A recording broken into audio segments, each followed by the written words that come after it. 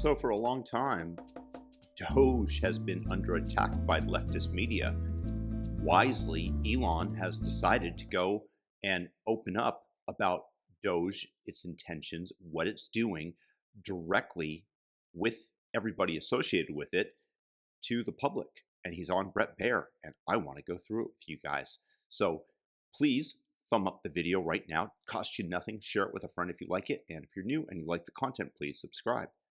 You know, first let me start with you, Elon. What are the budgetary savings goals, and how much do you think you've achieved so far? Our goal is to reduce the deficit by $1 trillion.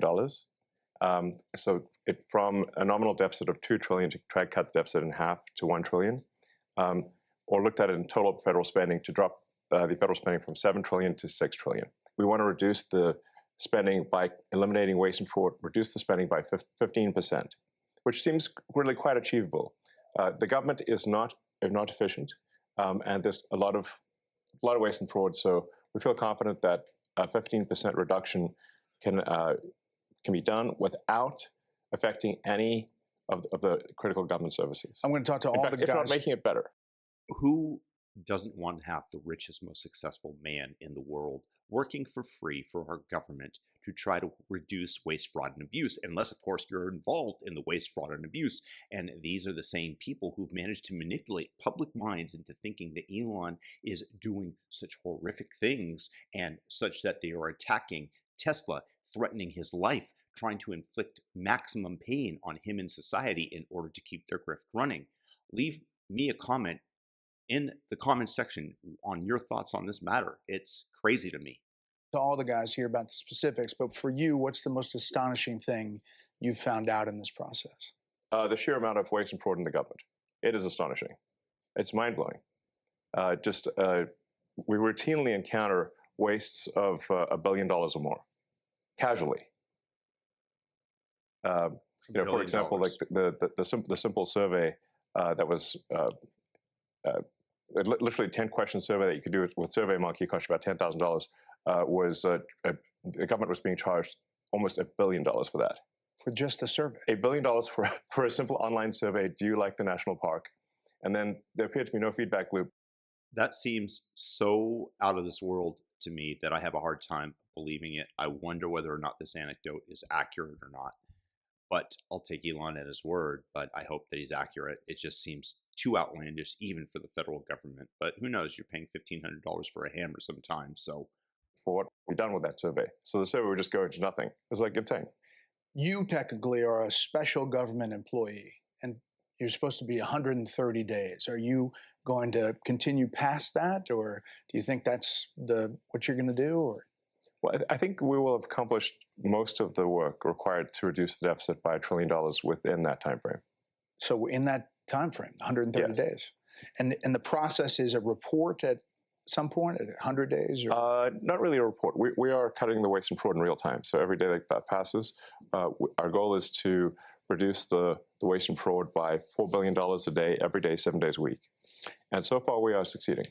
And I'm going to talk to the specifics, Good. But there obviously are Doge critics who are reading all kinds of stuff. Obviously, lawmakers on the other side of the aisle are attacking you, and they characterize the approach as this: fire, ready, and then aim. And how do you approach that? How do you respond to that? Well, I do agree that we actually want to be careful in the cuts. So we want to measure twice, if not thrice, and cut once. Actually, that is our approach. They may. What a great line. Measure twice, then thrice. It rhymes, by the way. That's what Johnny Cochran did. If the evidence doesn't fit, you must acquit during the O.J. Simpson trial. And he is, of course, just laying out a fairly easy to follow guideline. He's saying that they're taking this into consideration. And I appreciate that. And good. Let them. And don't admit that you're cutting these vital programs that they're trying to frame it as, because most of the government is just pure waste of money. As shooting from the hip, but it is anything but that. Which is not to say that we don't make mistakes. If we were to approach this with the standard of making no mistakes at all, that would be like saying someone in baseball's got to bat 1,000. That's impossible. So when we do make mistakes, we correct them quickly, and we move on. Some people say this shouldn't take a rocket scientist. Steve Davis, you are a rocket scientist. Used to be. Yeah, and now essentially you're the chief operating officer of Doge, day-to-day operations. Fair to say? Yeah, part of the Doge team. So how did you end up here? What's the biggest challenge you see? The reason I'm here, which is probably for many, is that I think the goal is incredibly inspiring. I think most of the taxpayers in the country would agree that in order to have the country going bankrupt would be a very bad thing, and therefore the country. Please note the fact that all these men are doing this because they are patriots and they are not getting any money and they are under threat. That's how you know you have decent people. Going not bankrupt is a good thing. That all of us are willing to kind of put our lives on hold in order to do. I think the thing that's special right now is we actually believe there's a chance to succeed, that there's an administration that's supportive and a great cabinet and just a great group that will actually make success a possible outcome. And I think that's, given the inspiring mission and given the non-zero chance of success, it was worth doing. Yeah, I'd just like to sort of reemphasize that point. The success of Doge is only possible with President Trump and with the outstanding cabinet that he selected. It would be impossible without the support of the president and the cabinet. None of these people would be doing this if the Democrats won. We would just be going bankrupt as a nation, and eventually people would stop wanting the US dollar. They would just think, why should I have something that can be printed up out of thin air? I still think that that's the likely case going forward, but at least this gives a greater runway to the American public to live high on the hog. I'm an American. I can appreciate that. I'm just stating what I believe to be the reality. But finding the money, I mean, it's big numbers, right? Yeah, like Elon said, the minimum impulse bid is often $1 billion.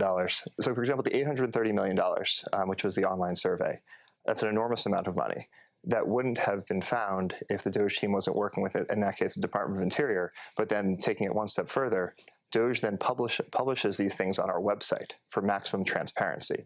So now the general public, it would have been impossible for the general public to have seen that. Now anyone can just log into doge.gov anytime and see these payments. As they're not yet in real time, they're close, but they'll probably be in real time within the next few weeks. But the process is still...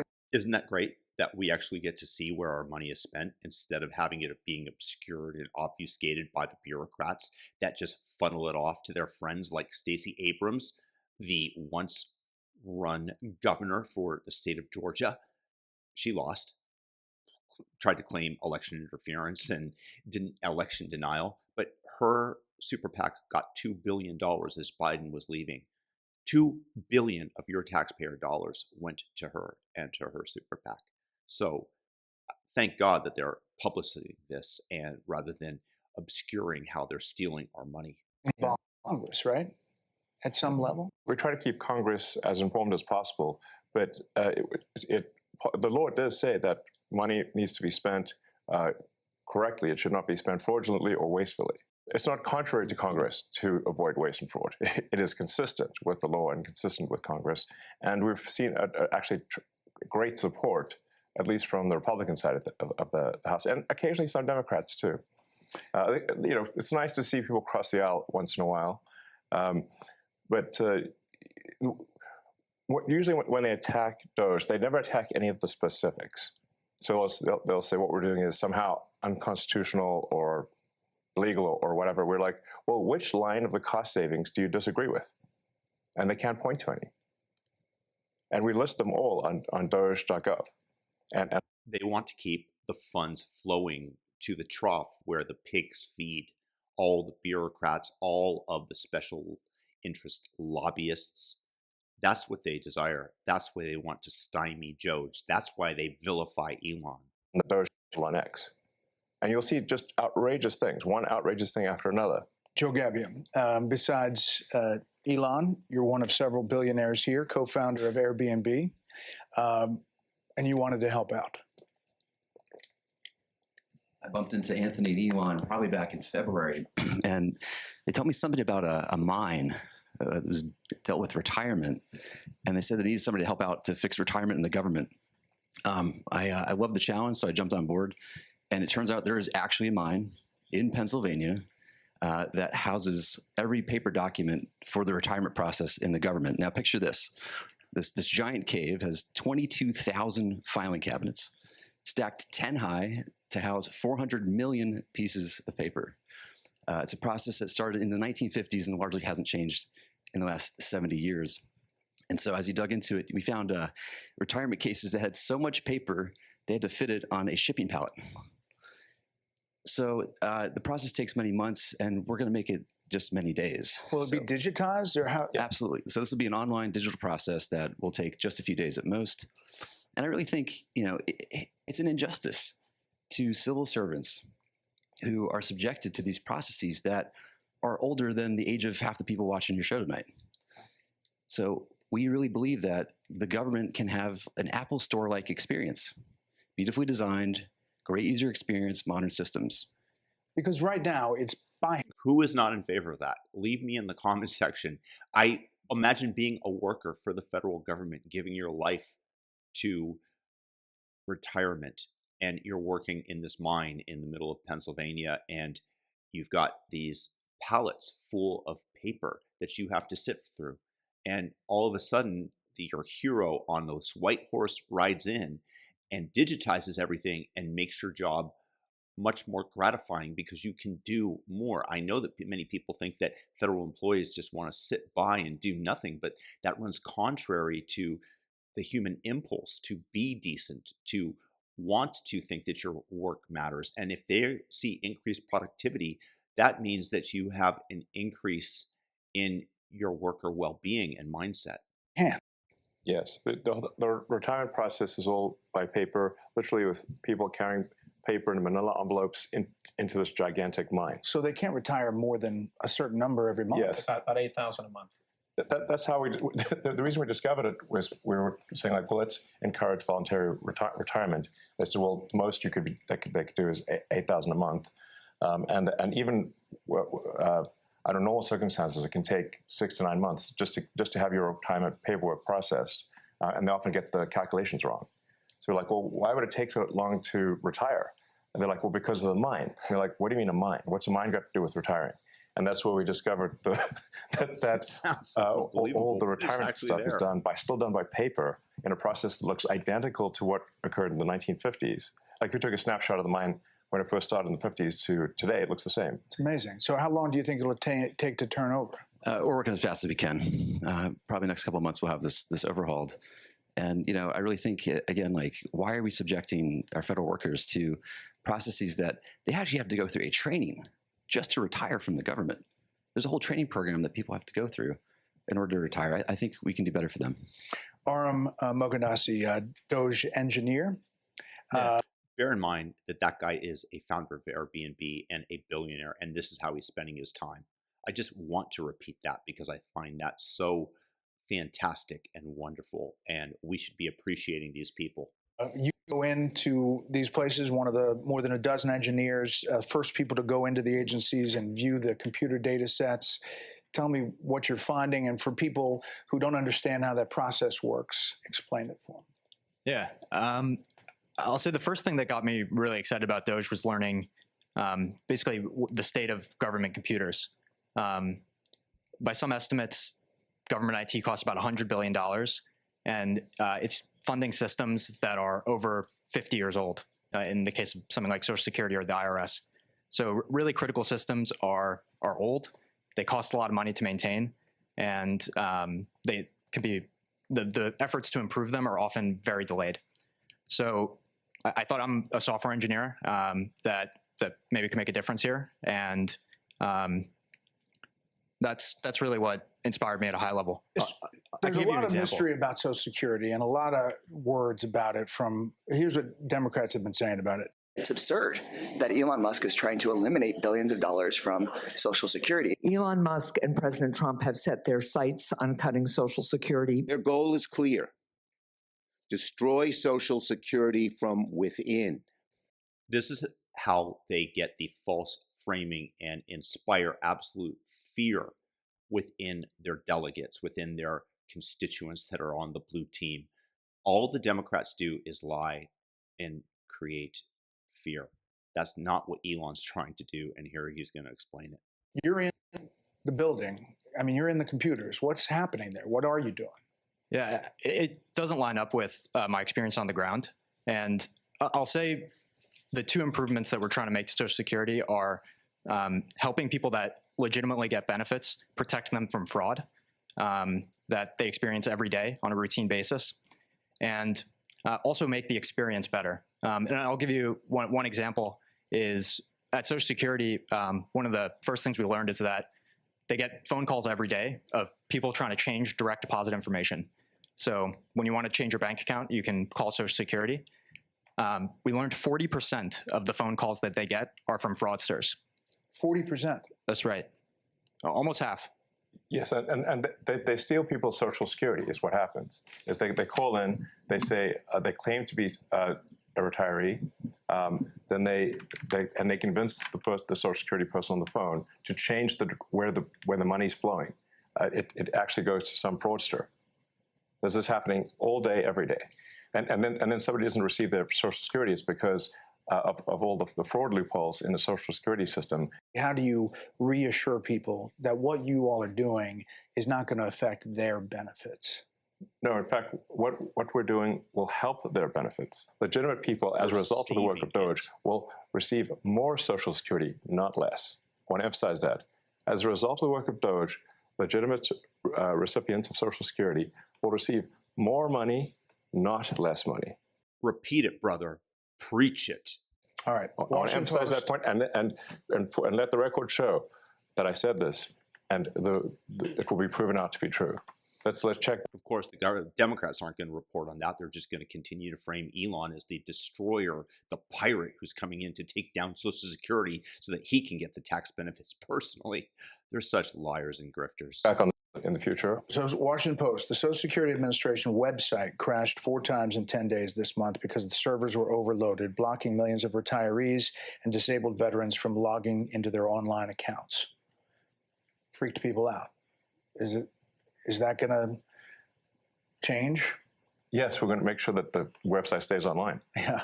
I mean, but is it a result of going in there No. or something you're doing? No. The amount of issues that were with the Social Security system are enormous. As an example, there are over 15 million people that are over the age of 120 that are marked as alive in the Social Security system. And that's an accurate figure. Yes. Correct. 15 million. Correct. This has been something that's been identified as a problem. Again, pre-existing problems since 2008, at least, from an IG report. So there were some great people working at the Social Security Administration that found this, 2008, and nothing was done. And so 15 to 20 million Social Security numbers that were clearly fraudulent were floating around that can be used only for bad intentions. There'd be no way to use those for good intentions. And so one of the things the Doge team is doing is carefully and very methodically looking at those and making sure. But won't somebody please think of the Civil War veterans that aren't going to get their Social Security check in the mail when Doge is done with the program? Please think of the Civil War vet. That any fraudulent ones are eliminated. Brad Smith, working at HHS, and obviously another element is Medicare and Medicaid, NIH. What are you finding? Yeah, well, I'd say there's a couple things we're really committed to in our work at HHS. Number one, making sure we continue to have the best biomedical research in the world. And number two, making sure, which President Trump has said over and over again, that we 100% protect Medicare and Medicaid. But there's a lot of opportunity. So if I take NIH as an example, today, if you're an NIH researcher and you get a $100 grant at your university, today you get to spend 60 of that and your university spends 40 of that. The policy that we're proposing to make is that you get to spend 85 of that and your university spends 15. So that's more money going directly to the scientists who are discovering new cures. Another example at NIH is today they have 27 different centers. They got created over time by Congress, and they're typically by disease state or body system. There's 700 different IT systems today at NIH. 700 different IT systems. IT software systems. They can't speak to each other. And so they don't talk to one another. They have 27 different CIOs. And so when you think about making great medical discoveries, you have to connect the data. Time out. You said 27 different chief information officers? Correct. And most of them are. The redundancy of the redundancy department. non-technical. So there's a lot there. There's a lot of opportunity. It will make science better, not worse. And when I say that our job is tech support, I really mean it. Yeah. We have to fix the computers. If the computers can't talk to each other, you can't get research done. If the computers can't stay online, people won't receive their Social Security. So what we have here are a bunch of failing computer systems that are preventing people from receiving their benefits, that are preventing people from preventing research from happening, that are extremely vulnerable to fraud, and we're fixing it.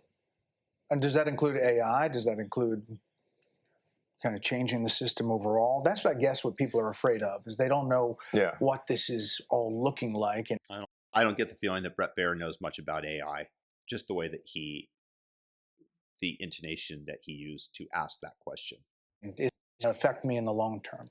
It's going to affect them. It's going to affect people very positively. So the changes that we're doing here will ensure the solvency of the American government, of the United States of America. This is what we're trying to do, is ensure that people do receive their benefits in the future. And you can only receive your benefits if the country is operating in a healthy and competent way. Anthony Armstrong, Doge, Office of Personnel Management, Morgan Stanley banker, M&A guy. Yep. Money, and this is a lot of money sloshing around. There's a lot of money sloshing around. There's a lot of money sloshing out the door. And if you look at the federal government and the way the workforce works, it's really a one-way ratchet over decades. So it's only going up. It's only going up. You never take it away. So that leaves you with duplicative functions. It leaves you with overstaffing, and it leaves you with functions in the wrong places. So a couple of examples. Duplicative functions. Brad mentioned 27 CIOs. If you kept going with Brad, he would talk about the communications office. I think you've got 40 distinct communications offices in HHS, right? Yeah. 40? Yeah, and that's not unusual, by the way. Multiple offices like that. It's also not making anyone healthy. This is not about the employees there. There's many hardworking, well-meaning people who took these jobs. These jobs were out there. They applied for them. They took them. They're doing what's there. It's just that they're duplicating the effort of 40 offices. So you've got that. You've got overstaffing. A good example of overstaffing would be the IRS has got 1,400 people who are dedicated to provisioning laptops and cell phones. So if you join the IRS, you get a laptop and a cell phone, you're provisioned. So if each of those IRS officers or employees provisioned 2 employees per day, you could provision the entire IRS in a little more than a month. So 12 times a year, it doesn't make any sense. Why would you have 1,400 people whose only job it is to give out a laptop and a phone? Right. The whole IRS could be handled once a month. So that doesn't make any sense. And President Trump's been very clear: it's scalpel, not hatchet, and that's the way it's getting done. And then once those decisions are made, there's a very heavy focus on being generous, being caring, being compassionate, and treating everyone with dignity and respect. And if you look at how people have started to leave the government, it is largely through voluntary means. There's voluntary early retirement, there's voluntary separation payments. We put in place deferred resignation, the 8-month severance program. So there's a very heavy bias towards programs that are long dated, that are generous, that allow people to exit and go and get a new job in the private sector. And you've heard a lot of news about RIFs, about people getting fired. At this moment in time, less than 0.15, not 1.5, less than 0.15 of the federal workforce has actually been given a RIF notice. So they're selected if they're leaving. It is basically almost no one's gotten fired. That's what we're saying. Tom Krause, working at Treasury. You are having access to the payment system, oversees all the outgoing payments. Essentially, those payments were going places we didn't know where they were going, right? Yeah, unfortunately, that's the case, Brett. As an ex-CFO of a big public tech company, really what we're doing is we're applying public company standards to the federal government.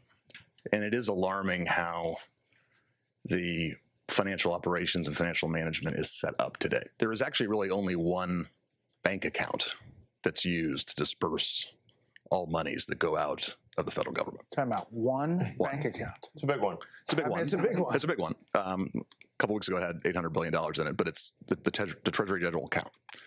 So when you hear, some of my colleagues here, what they're talking about in terms of the fraud, you have to ask, well, why is this allowed to happen at a financial level? Well, it's actually quite simple but alarming. The Treasury, up until now, and thanks to President Trump, we're fixing this. In fact, there was an executive order that he just signed the other day, which is protecting America's bank account, because it really is the taxpayers' money. One, we're changing the culture. The culture is been not a lot of caring and not a lot of commitment to doing what's right relative to financial operations. There's $500 billion of fraud every year. There's hundreds of billion dollars of improper payments, and we can't pass an audit. The consolidated financial report is produced by Treasury, and we cannot pass it on. We have material weaknesses. What that means is that if I was a public company CFO, I would effectively be removed. I couldn't file financial statements. I couldn't issue securities, which of course we depend on. Can't pass an audit. Right. The federal government cannot pass an audit. It's impossible. In fact, in order to pass an audit, you need the information necessary to pass an audit. You need to have the payment codes, you need to have the payment explanation, and you need to have a person you can contact to understand why that payment was made. None of those things were mandatory until just recently, just a few weeks ago. In fact, maybe last week? Yeah, we're serving 580 plus agencies. And up until very recently, effectively they could say make the payment and Treasury just sent it out as fast as possible. No verification. And so what we're doing is what any household would do. But imagine you're a household, you have a bank account, everyone has an ATM card connected to that account, everyone has a checkbook connected to that account. It's not just your children, it's not just your parents, it's your in-laws, it's your extended family, and they all can go to the account and disperse funds. No questions asked, no justification, no verification. Tyler Hassan, Interior Department, you're a former oil company CEO. You're reviewing contracts before they're approved for funding. What are you finding? Well, Elon and Steve kind of stole my thunder a little bit, but I actually found that customer service survey contract. I actually have an example of one right here. I could have done this in high school. And is that right? I found it. Is that bad? I found it on the weekends because under the Biden administration, there was no departmental oversight within the Department of Interior whatsoever. None. There was no presidential oversight. We had a dementia patient that got shoved into office by these bureaucrats that just had free reign with nobody at the top checking them. He was out to lunch completely. Who was really running the show? You're now reviewing every single contract, every single grant, and when things come to my attention that don't make sense, I'm bringing them to Secretary Burgum, and he's been fantastic. He's a businessman. He's very supportive of Doge. It's been wonderful to work with him. Is the battle between government of decades of buildup and business, which you guys are, is that like a train hitting each other? I mean, it seems like it's pretty disruptive. Well, this is a revolution, and I think it might be the biggest revolution in government since the original revolution. But at the end of the day, America is going to be in much better shape. America will be solvent. The critical programs that people depend upon will work, and it's going to be a fantastic future. But are we going to get a lot of complaints along the way? Absolutely. One of the things I learned at PayPal was who complains the loudest and with the most amount of fake righteous indignation? The fraudsters. It's a tell. There's some of these NGOs that are crazy, like the $2 billion to Stacey Abrams' NGO that basically didn't exist and suddenly gets $2 billion awarded from the federal government. She has why? And there are many such cases like that. I think that most people, common sense-wise, would say the fraud's got to end. Yeah. They're concerned about the 94-year-old mother who skips a check or somehow doesn't get what she's supposed to get. Right. And what we're trying to say is actually that the 94-year-old grandmother is actually, as a result of Joe Doge's work, going to get her check. She's not going to be robbed by fraudsters like she's getting robbed today. And the solvency of the federal government will ensure that she continues to receive those Social Security checks, that Medicare continues to work. Beautifully. Without which we're all doomed. The reason we're doing this is because if we don't do it, America's going to go insolvent. We're going to go bankrupt. And nobody's going to get anything. Why are you guys all doing it? I mean, you can pipe up, but you don't have to be here, right? I mean, you don't have to be doing this. I have blessed with 4 beautiful children, my wife and I. But we have a real fiscal crisis, and this is not sustainable. And what's worse, back to my children and everyone else's children, is we are burdening them with that debt, and it's only going to grow. Steve, there's not a lot of hierarchy here. You guys are kind of all approaching it in different, silos, but with the same kind of goal, right? I mean, this is really Silicon Valley, private sector colliding with government. Yeah, exactly. And we're headed in a bad path, but then the chance of success exists. And just the one that just is in my head right now, which is a fairly mundane one, but I think is very illustrative, is credit cards. There are in the federal government around 4.6 million credit cards for around 2.3 to 2.4 million employees.